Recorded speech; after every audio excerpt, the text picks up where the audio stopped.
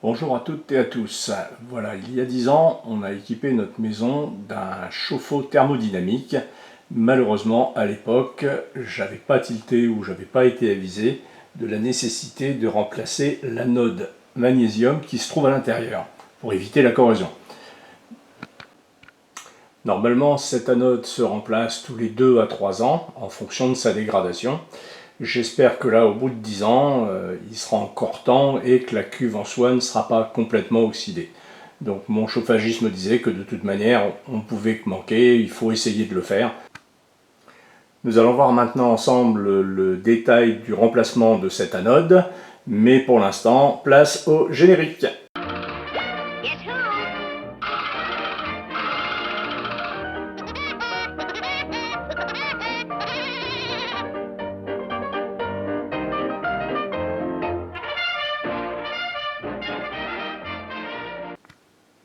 Avant de commencer, quelques consignes de sécurité. Pensez bien la veille à couper l'alimentation électrique de votre chauffe-eau, de manière à ce que l'eau refroidisse et que vous n'ayez pas une eau bouillante quand vous allez faire vos manipulations. Et quand vous allez commencer à faire le boulot, pensez également à couper l'alimentation générale en eau du chauffe-eau, enfin de la maison même, et de la couper également sur le chauffe-eau au niveau du groupe de sécurité. Dans mon cas, l'installation permet, grâce à cette vanne, de faire la vidange du ballon directement vers l'égout. Une fois le carter de protection retiré, voilà comment se présente le chauffe-eau. En partie haute, vous voyez l'emplacement où vient se loger l'anode, et en partie basse, avec ses 8 vis, l'emplacement de la trappe de visite. Pour le haut, il faut une clé ou une douille de 32 pour pouvoir les démonter.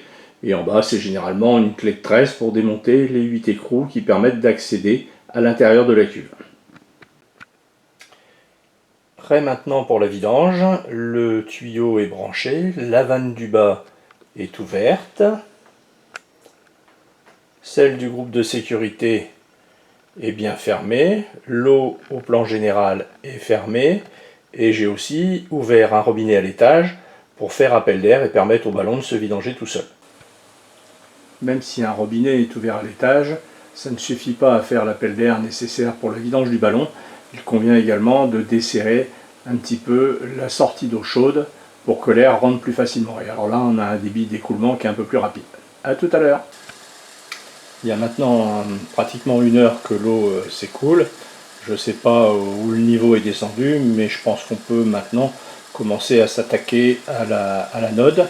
Donc dans un premier temps, je vais la débrancher électriquement en retirant la cosse qu'on voit là dans le fond. Et après, j'essaierai de débloquer avec ma clé l'écrou de l'anode.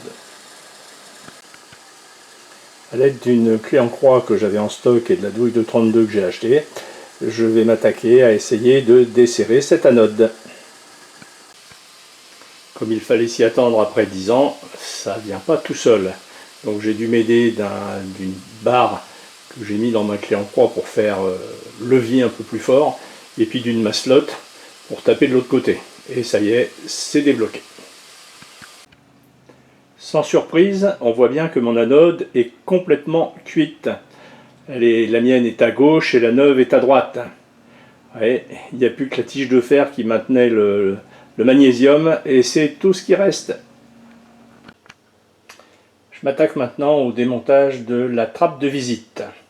Je suis allé vérifier dehors, je pensais que l'eau aurait fini de s'écouler, mais non, ça coule toujours, donc j'espère que je suis au niveau de la trappe de visite, que je suis au-dessus du niveau, sinon ça risque de faire un peu de dégâts d'eau.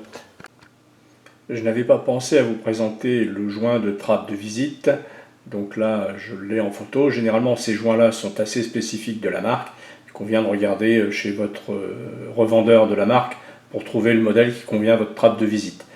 Pour le montage, j'ai mis un petit peu de pâte à joint comme on met avec de la filasse pour avoir quelque chose de bien étanche et relativement souple dans le temps.